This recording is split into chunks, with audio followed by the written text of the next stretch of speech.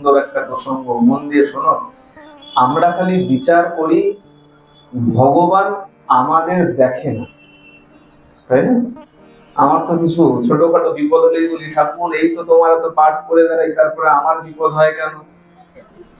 হ্যাঁ, যদি কথা বললে সব পূর্ণ হয়, তাহলে আমার বিপদ হয় কেন? আগেই তো অভিযোগের আঙুলটা তার দিকে দিই, আগে নিজে বিচার করি না। আগের জন্মে যে কত পাপ করে রেখে এসেছি, সেইগুলো কে ভোগবে? সেগুলো কে ভুগবে? আমাকেই তো ভুগতে হবে, সেটা বিচার করি না। কিন্তু বিপদ হলেই আগে আঙুল দেই, মাধব আমার কেন এটা হলো? এক কৃষক ছিল, মন দিয়ে শুনবে, সত্য ঘটনা, কোনো মনমানি বানানো ঘটনা না, সত্য ঘটনার উপরেই এই লীলা।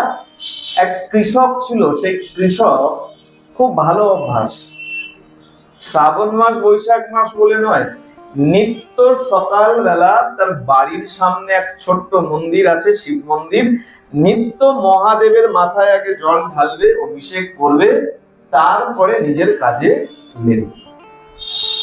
যথারীতি আজকে জল ঢেলেছে, বাবার মাথায় জল ঢেলে চাষে যাবে, কৃষক চাষে যাবে।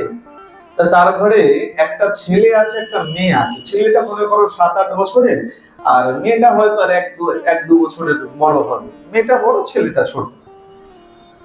ছেলেটা এসে বলছে, বাবা বাবা আমি তোমার সঙ্গে যাব, আমি তোমার সঙ্গে মাঠে যাব, আমাকে নিয়ে চলো। বাবা বলছে, আচ্ছা তোর কি পড়াশোনা হয়ে গেছে? যদি পড়াশোনা হয়ে যায় তাহলে চল, তাহলে কোনো আপত্তি নাই। হ্যাঁ আমার পড়াশোনা হয়ে গেছে। বেশ, চল তাহলে। মেয়েটা পেছন থেকে ধরেছে, ভাইকে যখন নিয়ে যাচ্ছ আমাকেও নিয়ে চলো, আমিও যাব। বলে, তোর কি পড়াশোনা হয়ে গেছে? বলে, হ্যাঁ আমার পড়াশোনা হয়ে গেছে।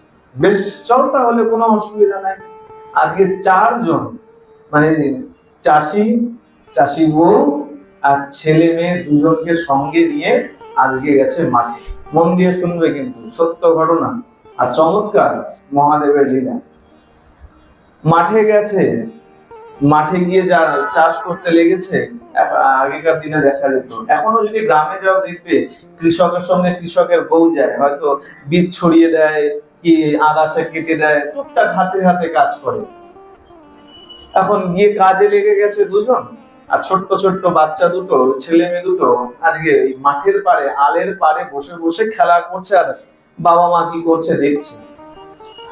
হঠাৎ করে মেয়ে চিৎকার করে উঠেছে, বাবা তাড়াতাড়ি এসো, তাড়াতাড়ি এসো, ভাইকে সাপে কেটে নিয়েছে। জিভ কামড়াচ্ছ না তো? অনেকে তো আছে সাপ বললে রাত্রেবেলা লাগে জিভ কামড়ায়। বলে, এই সাপ বলিস না, লতা লতা লতা, 3বার লতা বল, না হলে কিন্তু আবার অসুবিধা আছে। ছিল না একদিন ছোটবেলায় এসব, এখন খুব মনে পড়ে ছোটবেলার কথা। আবার ছোট হয়ে গেলে পরে কত মজা হতো। ছিল না আগের সময়, এই সাপ বলিস না, জিভ কামড়া, লতা বল 3বার করে, না হলে কিন্তু সাপে কাটে। মেয়ে এখন চিৎকার করে উঠেছে, বাবা বাবা তাড়াতাড়ি এসো, ভাইকে সাপে কেটে নিয়েছে, তাড়াতাড়ি এসো। কাজ ফেলে কৃষক আর কৃষকের বউ ছুটে এসছে, এসে দেখছে সত্য সত্যই সাপে কেটে নিয়েছে। কোলে করে আজকে গ্রামের দিকে ছুটছে, চিৎকার করছে, আমার ছেলেকে সাপে কেটে নিয়েছে, সাপে কেটে নিয়েছে। লোক জড়ো হয়ে গেছে, সবাই বলা বলি করছে ওই কৃষকের ছেলেকে সাপে কেটে নিয়েছে। হঠাৎ করে কোনো একটা ওঝা পাশের গ্রামে ডাক করেছিল, ওই পথ দিয়েই যাচ্ছিল। ওঝা দেখে বলছে, আরে কি হচ্ছে, কি হচ্ছে, দেখি দেখি। বলে, আরে দেখো কৃষকের ছেলেকে সাপে কেটে নিয়েছে। আচ্ছা আচ্ছা দেখি, দেখো আমাকে দেখো, আমি বীজ তুলে দিচ্ছি, কোনো অসুবিধা নেই। ওঝা গিয়ে বীজ তুলে দিয়েছে, আর কিছু ওই লতা পাতা, আগেকার দিনের কথা, লতা পাতা কিছু বেটে ভালো করে দিয়ে দিয়েছে। এটা 3 দিন খাওয়াবে বা লাগাবে, আর তোমার ছেলে সুস্থ হবে। যথারীতি বাড়ি ফিরছে, আর মনে মনে একটু অশান্ত রয়েছে, রুষ্ট একটু। কিরকম? ভোলানাথ, তোমাকে নিত্য পূজা করি, তারপরেও আমার এমন অঘটন কেন ঘটলো? আমার ছেলেটাকে সাপে কেন কামড়ালো? একটু একটু, বেশি না, একটু একটু অভিযোগ। যাক, মনে মনে একটু দুঃখ তো হয়েছে। সকালবেলা গিয়ে আগে ভোলানাথের মাথায় জল ঢালি, এত সেবা পূজা করি, এত কিছু করি, তারপরেও তুমি আমার উপরে কেন নির্দয়? তুমি আমাকে কেন দেখো না? আমার ছেলেটাকে কেন সাপে কামড়ালো? এভাবে যখন দিন চলছে, একদিন হাটে গেছে, কৃষক গেছে হাটে, আর হাটে যখন যাচ্ছে দেখছে সব লোক ছোটাছুটি করছে। কেন ছোটাছুটি করছে? দুই পাগলা হাতির মধ্যে মারামারি লেগে গেছে। আরে দুই কুকুরে মারামারি করলেই আমরা ছুটে কুল পাই না, আর সেখানে যদি দুই পাগলা হাতিতে মারামারি লাগে, একবার ভেবে দেখো, পাগলা হাতি আর তাতে যদি আবার দুই হয়, আর তারা যদি আবার মারামারি করে, কখন যে সেই মারামারি তোমার সঙ্গে হয়ে যাবে তুমিও জানো না, আমিও জানি না। পাগলা হাতি সাংঘাতিক ব্যাপার, এমনি সেমনি ব্যাপার নয়। আর একটা জিনিস জানবে, হাতি যদি ছোটে না, ওর গতি খুব সাংঘাতিক হয়ে যায়। আমরা মনে করি বিশাল মোটা মনে ছুটতে পারে না, ও যদি ছোটে খুব সাংঘাতিক গতি হয়ে যায়, ভাবতে পারবে না তুমি। মারামারি হচ্ছে, এদিকে চারিদিকে ছুটছে। এখন ওই ব্যক্তি এত অন্যমনস্ক হয়ে রয়েছে, এত আনমনা হয়ে হাঁটছে, ওর ধ্যানই নেই ওদিকে ওই হাতি মারামারি করছে, সবাই যে যার মতন প্রাণ নিয়ে ছুটছে, ও আপন মনে ওইদিকে হেঁটে যাচ্ছে। দেখবে আমাদের অনেক সময় হয়, এমন অন্যমনস্ক হয়ে যায়, ধ্যান থাকে না, খেয়াল থাকে না, পাশের থেকে হয়তো কেউ খুব জোরে ডাকার পরে খেয়াল আসে, আরে কেউ ডাকছে। হ্যাঁ, এখন ও তো চলেছে হাতির দিকে, আর ইতিমধ্যে এক পাগলা হাতি ওই চাষির দিকে ছুটতে আরম্ভ করেছে। চাষি আনমনা হয়ে হাতির দিকে যাচ্ছে, সে জানে না। আর একটা পাগলা হাতি মারামারি করতে করতে আজকে চাষির দিকে ফিরে চাষির দিকে ছুটতে আরম্ভ করেছে। এদিকে সবাই ও যে যার মতন প্রাণ নিয়ে ছুটে পালাচ্ছে। এক ব্যক্তি দেখেছে চাষিকে, দেখে পেছন থেকে হাত দিয়েছে, আরে আরে আরে, তুমি দেখছো না পাগলা হাতি তোমার দিকে ছুটছে, সরে যাও সরে যাও সরে যাও। কে কার সরে যাও?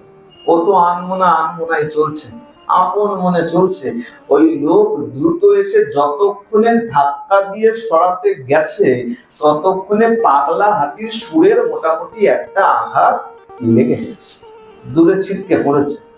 ওই লোকটা তাড়াতাড়ি গিয়ে তুলেছে চাষিকে, এই ওঠো ওঠো, লাগেনি তো বেশি? আজকে কৃষক বলছে, না না, তোমার জন্য আজকের যাত্রায় আমি রক্ষা পেয়ে গেছি, তেমন বিশদ লাগেনি, ওই অল্প একটু পায়ে ছড়ে গেছে, এমন কিছু হয়নি, ঠিক আছে, আজকে তোমার জন্য আজকে আমি বেঁচে গেছি। বলে মন কোথায় থাকে? বলে না, বড় অন্য মনস্ক ছিলাম, ধ্যান করেনি, যার জন্য এমন হয়ে। যাক, সাবধানে বাড়ি যেও। আজকে বাড়ি ফিরছে আর চিন্তা করছেন, ভোলানাথ তোমার মাথায় জল দিচ্ছি, পূজা করছি, সেবা করছি, আর যত অঘটন আমার সঙ্গে কেন হচ্ছে? তুমি কি একবার আমার দিকে দৃষ্টিপাত করতে পারো না? একটু আমার উপরে সদয় হতে পারো না? ছেলেটাকে সাপে কামড়ালো, আজকে আমাকে পাগলা হাতিতে আঘাত করে দিল, তাহলে তুমি কেন কৃপা করছো না? তুমি কেন রক্ষা করছো না আমাকে? দিন চলছে, এখন মনের মধ্যে আস্তে আস্তে রাগ একটু বেড়ে গেছে, ভোলানাথের উপর রাগ একটু বেড়ে গেছে। আজকে চাষ করেছিল, জীবন চলছে, চাষ করেছে, ভোলানাথ চিন্তা করছে, যাক আমার উপরে যখন এত অভিযোগ, যাক ওর উপরে একটু বিশেষ কৃপা করে। কি করেছে? ওর জমির ফসল অন্যদের থেকে খুব ভালো হয়েছে। গ্রামবাসী আর যাদের ফসল হয়েছে, তার থেকে সব থেকে ভালো ওই কৃষকের ফসল হয়েছে। মন খুব আনন্দে আছে। এখন ফসল পাক ধরেছে, গেছে মাঠে ফসল কাটবার জন্য। মই দেবে মাঠ কেটে, আগেকার, এখন তো ট্রাক্টর বেরিয়ে গেছে, বিভিন্ন মেশিন বেরিয়ে গেছে, বলে একদিকে কাটবে, একদিকে ঝাড়াই মারাই হয়ে বস্তা হয়ে একবারে বেরিয়ে যাবে। আগে তো তাই ছিল না।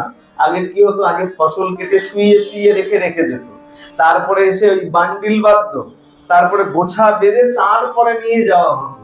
আগে অনেক রকম কষ্ট ছিল। তা সেই সময়ের কথা, কৃষক আর কৃষকের বউ গেছে ফসল কেটে শুইয়ে রাখতে রাখতে রাখতে রাখতে মোটামুটি সন্ধ্যা হয়ে গেছে। এদিকে আকাশে মোটামুটি মেঘও জমেছে। এখন দেখো, চিন্তা বড় বেশি হয়ে যায় কখন জানো? যখন ফসল কেটে মাঠে শুইয়ে রাখা থাকে, কেন? দেখো, এক জায়গায় যদি গোছা বাঁধা থাকে সেটাকে নিয়ে প্লাস্টিক বা কিছু দিয়ে ঢেকে রাখা যেতে পারে, কিন্তু ফসল যখন কেটে কেটে মাঠে শুইয়ে রাখা, সেই সময় তুমি কি করবে যদি বৃষ্টি নেমে যায়? এখন মনে মনে খালি বলছে, হে ভোলানাথ, আজকের মতন কৃপা করো, মেঘ তো রয়েছে, কৃপা করো বৃষ্টি যেন না হয়। মাঠে ফসল তো কেটে শুইয়ে রাখা হয়েছে। গিন্নিকে বলছো, শোনো তুমি এক কাজ করো, তুমি বাড়িতে যাও, বাড়িতে বাচ্চা দুটো আছে, আর শোনো আমি বাড়িতে গেলে ঘুমাতে পারবো না। কেন? এই যে ফসল এভাবে শুইয়ে রাখা, চিন্তায় আমার সারা রাত ঘুম আসবে না, তার থেকে বরং আমি এইখানেই থেকে যাই, তুমি যাও, তুমি বাড়িতে গিয়ে বাচ্চাদের দেখাশোনা। বলে আচ্ছা বেশ ঠিক আছে। আজকে চাষি বউ চলে গেছে বাড়িতে, কৃষক ওইখানে বসে খালি একটু পর পর মহাদেবকে ডাকে আর বলে, প্রভু কৃপা করো, আজকের মতো যেন বৃষ্টি না হয়, সকাল হলে অন্তত ফসলগুলো তুলে নেব, তারপরে বৃষ্টি হোক, কৃপা করো। যত বলে কৃপা করো, তত দেখে একটু পর পর তাকিয়ে দেখে আকাশে মেঘের পরিমাণ একটু পর পর বেড়ে যাচ্ছে। যত বলে কৃপা করো, তত দেখে আকাশের অবস্থা খুব খারাপ। এক পর্যায়ে সাংঘাতিক মেঘ করেছে, এক তো রাত্রবেলা, আর তাতে মেঘের অন্ধকার, সাংঘাতিক মেঘ করেছে। ভোলানাথ কৃপা করো, আজকের মতন বৃষ্টি যেন না হয়, আমার উপরে সদয় হও, একটু আমার দিকে দেখো। বলতে বলতে মুষলধারে বৃষ্টি হয়েছে, আর যত ফসল ছিল সব ভেসে চলে গেছে। যা একটুখানি বিশ্বাস বেঁচে ছিল, সেই বিশ্বাসটাও নষ্ট হয়ে গেছে। এই রাত্রবেলায় বৃষ্টিতে ভিজতে ভিজতে ছুটেছে কোথায়? বাড়িতে নয়, ওই মন্দিরের দিকে ছুটে গেছে। ছুটে গিয়ে মহাদেবের সামনে আজকে মাথা ঠুকতে আরম্ভ করেছে। কিসের ভগবান তুমি? কিসের ভগবত্তা তোমার? তোমাকে এত সেবা করি, পূজা করি, নিত্য তোমার মাথায় জল ঢালি, আর তারপরে তোমার কৃপা দৃষ্টি আমার উপরে পড়ে না। সেদিন আমার ছেলেটাকে সাপে কাটলো, হাটে গেলাম, আমাকে পাগলা হাতিতে সুর দিয়ে ধাক্কা দিয়ে দিল, তুমি আমাকে রক্ষা করলে না। আজকে কত করে তোমাকে ডাকলাম, আজকের মতো তুমি বৃষ্টিটাকে যদি আটকাতে, তাহলে সকাল হলেই আমি ফসলটা তুলে নিতে পারতাম। কিসের তুমি ভগবান, কিসের ভগবত্তা তোমার? এমন যখন বলেছে, আর মাথা ঠুকতে আরম্ভ করেছে, বারবার ওই একই অভিযোগ, আর মাথা ঠুকতে ঠুকতে আজকে কপাল ফেটে আজকে রক্ত বেরোতে আরম্ভ করেছে। যখন রক্ত বেরোতে আরম্ভ করেছে, আমার ভোলানাথ আর থাকবে না। তাহলে ভক্তের কষ্ট ভগবান, ভালোই ভোলানাথ হোক আর ভালোই আমার গোবিন্দ হোক, ভক্তের কষ্ট ভগবান কখনো দেখতে পায় না। প্রেম সে বলো। ভোলানাথ যখনই দেখেছেন তার ভক্তের কপাল ফেটে রক্ত বেরোতে আরম্ভ করেছে, আর তৎক্ষণাৎ ত্রিশূল হাতে মহাদেব সেখানেই প্রকট হয়ে গেছে। বলিয়ে শিব শঙ্কর ভোলানাথ কি। ভোলানাথ প্রকট হয়ে গিয়ে হাত দিয়ে ধরেছে, আরে আরে করিস কি, কিসের এত অভিযোগ বল? বলে কি অভিযোগ তোমাকে বলবো, তোমার এত সেবা পূজা করি, আর যত নিষ্ঠুর আমি সব আমার সঙ্গে, এত নির্দয় কেন প্রভু তুমি আমার উপরে? সেদিন আমার ছেলেটাকে সাপে কামড়ালো, তুমি আমাকে রক্ষা করলে না। আমার ছেলেটাকে কেন সাপে কামড়ালো? আমার ছেলে আমাকে হাতিতে আঘাত করলো, তুমি আমাকে রক্ষা করলে না। আজকে কত করে প্রার্থনা করলাম, কত মিনতি করলাম তোমার কাছে, আজকে যেন বৃষ্টিটা না হয়, আমার এত কষ্টের ফসল সব ভেসে চলে গেল। এতদিনের কষ্ট তুমি, তাতেও তুমি সদয় বলে না, এত নিষ্ঠুর কেন তুমি? বলে আচ্ছা শোন, আমি তোকে কিছু বলতে চাই। বলে আর তুমি কি বলবে? যা ঘটার তো সবই ঘটে গেছে, যা নষ্ট হওয়ার সব নষ্ট হয়ে গেছে, তুমি আর কি বলবে আমাকে? বলে শোন, কিছু তো বলার আছে, শোন তো আগে। বলে আচ্ছা বেশ বলো, মন দিয়ে শোনো। চাষিকে যখন বলেছে, চাষি যখন বলেছে বলো, মহাদেব বলছেন, বলে শোন ভালো করে একবার বিচার করতো, তোর গ্রামে কি কোনো ওঝা বুদ্ধি আছে? বলে না, আমার গ্রামে কোনো ওঝা বুদ্ধি নেই। তাহলে সেই দিন যখন তোর ছেলেকে সাপে কামড়েছিল, আর ঠিক সেই সময় ওঝা এসে কোথা থেকে দাঁড়ালো, একবার কি বিচার করে দেখেছিস? আর শোন, যে সাপ কেটেছিল তোর ছেলেকে, সেই সাপ একবার কাটলে পরে তাকে আর বাঁচানো সম্ভব নয়। ওই যে ওঝা, আমি এসেছিলাম ওঝা হয়ে আমার ভক্তের কষ্ট দূর করবার জন্য, তোর ছেলেকে আমি বাঁচিয়েছি। আজকে যে অভিযোগ ছিল, আজকে ঘটতে আরম্ভ করেছে পুনর্ভক্তিতে। ভক্তি তো আগেও ছিল, অগাধ ভক্তি ছিল, আবার ভক্তিতে ফিরতে আরম্ভ করেছে। চিন্তা করছে সত্যি তো, যে অভিযোগ আমি করেছিলাম এই অভিযোগ তো উচিত হয়নি, কিন্তু বলবো তো এখন কি বলবো মহাদেবকে, চোখের থেকে আজকে জল গড়াতে আরম্ভ করেছে। আচ্ছা শোন, সেই দিন হাটে যে তোকে হাতিতে আঘাত করেছিল, সবাই তো যে যার প্রাণ নিয়ে পালাচ্ছিল, তোকে কৃপা করবার জন্য তোর পিছনে কে এসে দাঁড়িয়েছিল? বলে কেন, ওই একটা লোক আমাকে ধাক্কা মেরে বাঁচিয়েছিল। বলে শোন, ওই হাটের ওই লোকটাও আমি ছিলাম, অন্য কেউ আসেনি। আমি এসেছিলাম আমার ভক্তের প্রাণ রক্ষা করবার জন্য। আমি যদি সেদিন তোকে না বাঁচাতাম, তাহলে হাতির পায়ের তলায় পড়ে তোর জীবনটা নষ্ট হয়ে। বলি শিব শঙ্কর ভোলানাথ কি। এমন প্রসঙ্গ না বলতে গেলে গলা নষ্ট হয়ে আসে, দা কাটা দিয়ে উঠছে বলতে গেলে। মহাদেবের, আমরা ভগবানের কৃপা বুঝি না, আমরা খালি মনে করি একটু বিপদ হলো মানে ভগবান ওনার সব দুঃখ আমাদের জন্য লিখেছে। শেষ কথাটা তো আরো সাংঘাতিক। মহাদেব বলছে শোন, আরেকটা কথা বলার আছে, রইল বাকি তোর ফসল। হ্যাঁ প্রভু, কষ্ট করে চাষ করেছিলাম, এত সুন্দর ফসল হয়েছিল, কৃপা তো করতে পারতে এখানে। কিন্তু কৃষক মনে মনে বলছে, ভোলানাথকে বলতে পারছে না। কেন? তার গলা আড়ষ্ট হয়ে এসছে, আর চোখের থেকে কেবলমাত্র জল গড়িয়ে যাচ্ছে। যে অভিযোগ করেছিলাম, এই যে দেখি ছেলেকেও আমার প্রভুই বাঁচিয়েছে, অলক্ষ্যে দাঁড়িয়ে আমাকেও প্রভুই বাঁচিয়েছে। ভোলানাথ বলছে শোন, ভালো ফসল তোর হয়েছিল, জানিস তোর ভালো ফসল হয়েছিল বলে আর বাকিদের হয়নি বলে সবার একটা ঈর্ষা ছিল, একটা আক্রোশ ছিল, একটা হিংসা ছিল তোর ফসলের উপরে, তোর উপরে। এই তুই আর তোর গিন্নি যখন ফসল কাটছিলিস, শুয়ে শুয়ে রাখছিলিস, তোরা তো বার্তালাপে একটু অন্যমনস্ক ছিলিস, পত্নীর সঙ্গে কথা বলতে বলতে ফসল কেটেছিস, তুই ধ্যান দিসনি। এই সব ফসলের উপরে তোর ওই কিছু প্রতিবেশী এসে বীজ ছড়িয়ে দিয়ে দিয়েছে।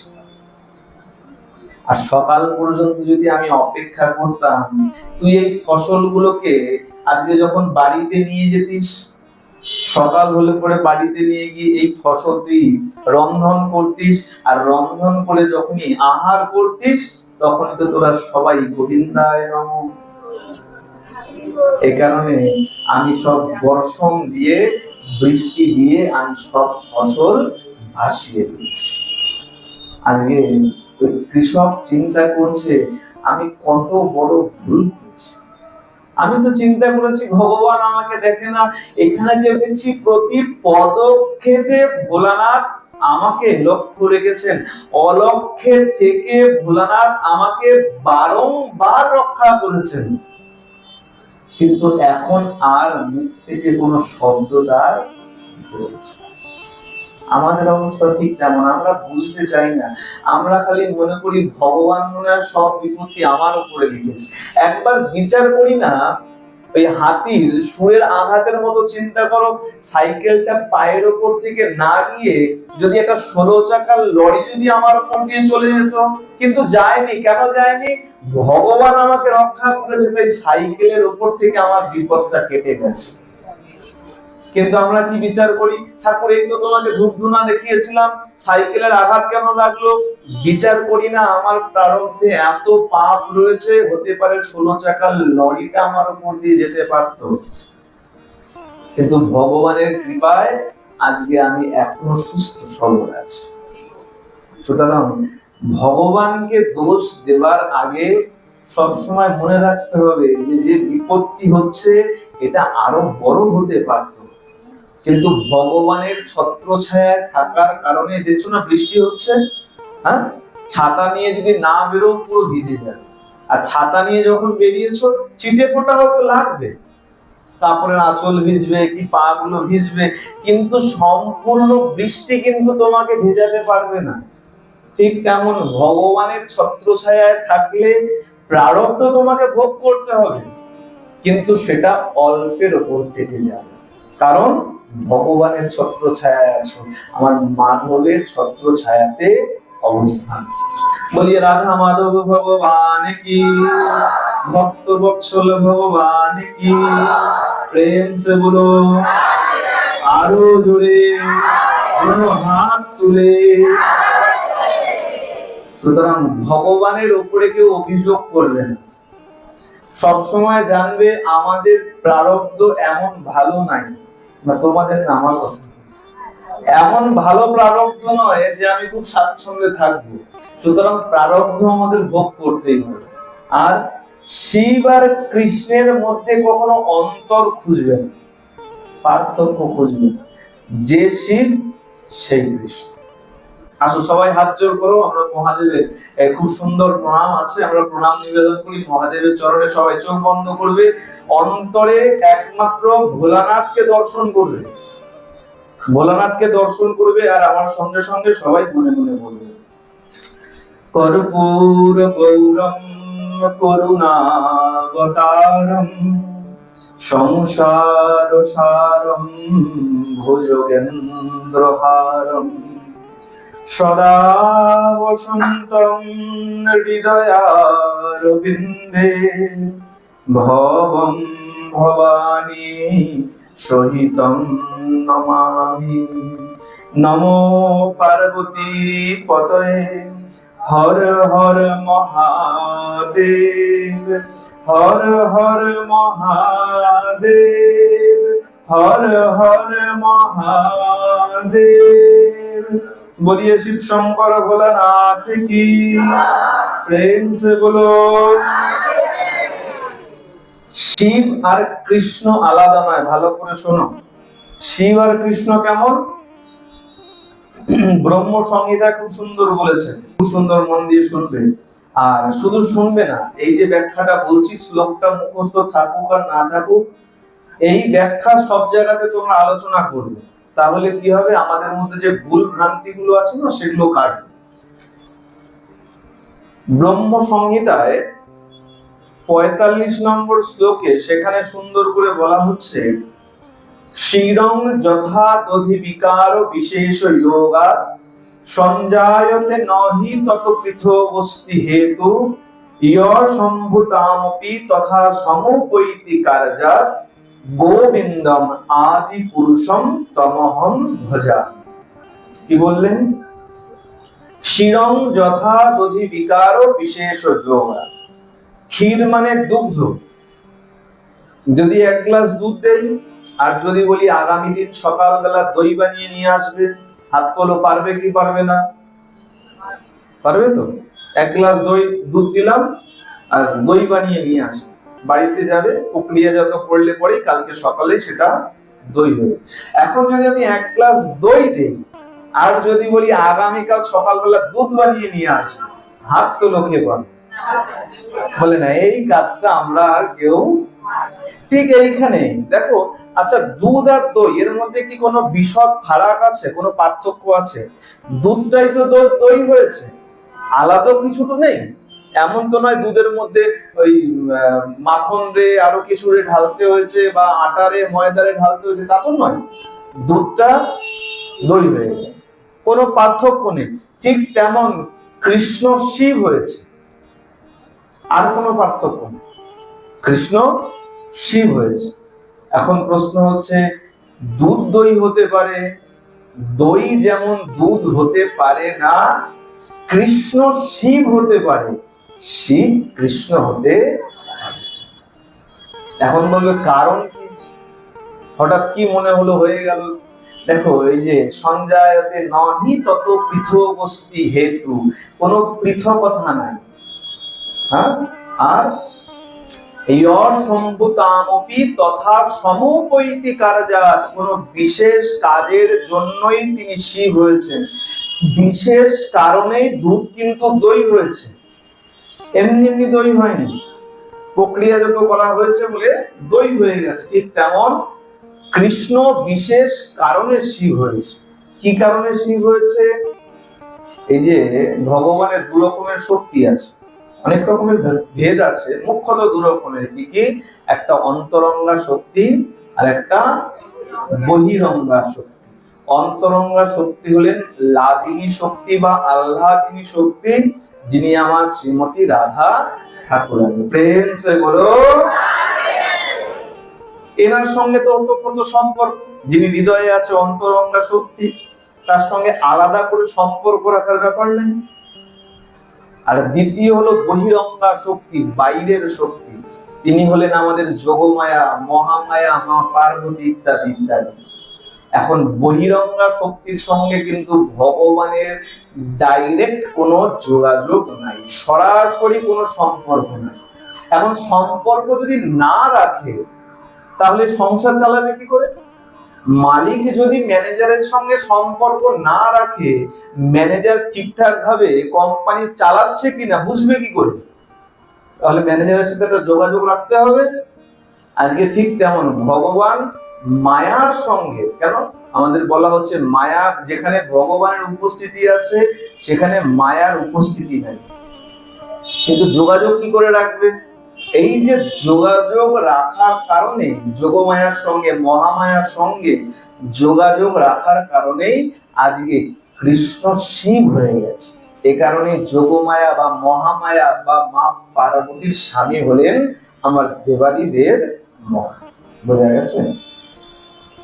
মায়ার সঙ্গে সম্পর্ক, পরোক্ষভাবে সম্পর্ক স্থাপন করে সংসারকে সুষ্ঠুভাবে পরিচালনা করার কারণেই কৃষ্ণ শিব হয়ে গেছে। সুতরাং শিব আর কৃষ্ণে কোনো পার্থক্য রাখবে না। আর ভাগবতে বলা হচ্ছে ভোলানাথ হচ্ছেন পরম বৈষ্ণব, বৈষ্ণবানাং যথা শম্ভু। সুতরাং মহাদেবকে অবজ্ঞা করলে, অবমাননা করলে এ জীবন কেন, আগামী কোন জীবনে গিয়ে যে তুমি গোবিন্দকে পাবে তার কিন্তু হিসাব নিকাশ বড় কঠিন হবে। প্রেম সে বলো। সুতরাং শ্রাবণ মাস আর যে কটা দিন আছে প্রত্যেক দিন জল ঢালবে। ওই সোমবার হলে জল ঢালবো আর কালকে দরকার নেই, শনিবার দরকার নেই, রবিবার দরকার নেই, এটা করবে না। আর যে কটা দিন আছে প্রত্যেক দিন জল ঢালবে, আর জল ঢেলেই বলবে ধন সম্পত্তি দাও। হ্যাঁ, সত্যি বলবে, এটাই বলবে। আমি যেটা বলছি সেটাই বলবে। কি বলবে? ধন সম্পত্তি দাও। কোন ধন সম্পত্তি? কৃষ্ণ প্রেমের ধন সম্পত্তি দাও, অন্য ধন সম্পত্তি দাও। ওই লাখ টাকা তোমার এই সংসারে কাজে লাগবে, পরের সংসারে গেলে পরে ওইখানে গিয়ে লাখ টাকার কোনো ভ্যালু নেই। এখানে 10 টাকার নোট আমেরিকাতে গেলে চলবে? এখানে 10 টাকা আমেরিকায় চলে না, আর তোমার এখানে লাখ টাকা ওই পারে গেলে চলবে? বিচার করো একবার। না, ওই পারের টাকা একটু আলাদা। কি টাকা? বলে যে ধর্ম কর্ম পুণ্যের যে টাকা, সেই টাকা যদি না জমিয়ে রাখতে পারো ওই পারে গিয়ে তুমি আর সংসার বসাতে পারবে না। প্রেম সে বলো। আরে সম্পত্তি তো একটু জোরে বেশি বলে বলে বাড়াও। প্রেম সে বলো। যে যত জোরে বলবে তার একে তত তাড়াতাড়ি সম্পত্তি এসে যাবে।